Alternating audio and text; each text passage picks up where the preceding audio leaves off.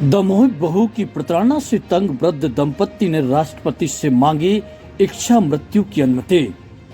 दमोह जिले के चवेरा ब्लॉक के ग्राम बनवार निवासी 75 वर्षीय चमनलाल रैकवार और उनकी पत्नी दुर्गाबाई रैकवार ने जन सुनवाई में पहुंचकर राष्ट्रपति के नाम कलेक्टर को एक आवेदन सौंपा है, जिसमें उन्होंने अपनी बहू अनीता रैकवार की प्रताड़ना के कारण इच्छा मृत्यु की अनुमति मांगी है।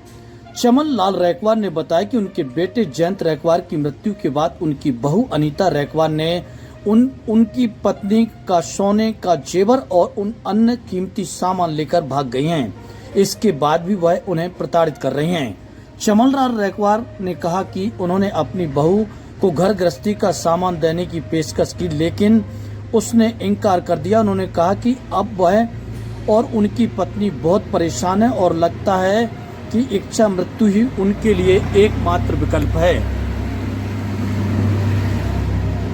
समस्या ये है, बहू परेशान कर रही, परेशान होकर हमें ये है कि आत्महत्या करने के लिए आज हमने कलेक्टर महोदय के लिए आवेदन दिया कि हम आत्महत्या कर जीना ही नहीं चाहते, क्योंकि हमें जेल भेज देती, हम जेल जाते हैं और पैसा दो। अब पैसा कहाँ से दे सर, हम बताइए। इस उम्र में 74-75 साल की उम्र है हमारी, लड़का को एक लकवा हो गया, पूरा परिवार परेशान, हमारी श्रीमती 72 की वो है, क्या करें सर, कहाँ से ला।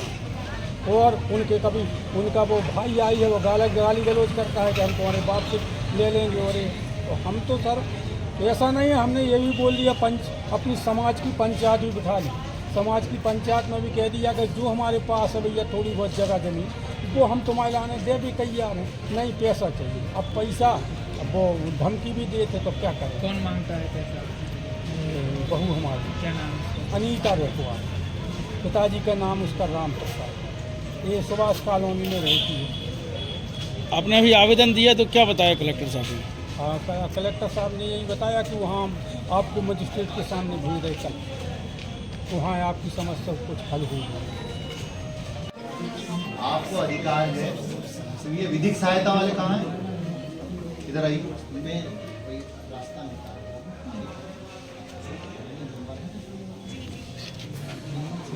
इनको ये समझाना है आपको कि जो वरिष्ठ नागरिकों के भरण पोषण वाला अधिनियम है, उसके अंतर्गत बेटे और बहू की प्रताड़ना से तंग जो आता है, वो कैसे आवेदन न्यायालय के समक्ष, एसडीएम न्यायालय के समक्ष कर सकता है, उसके लिए इनको क्या करना पड़ेगा और उनको उससे क्या फायदा। आप इनके साथ बैठे हैं।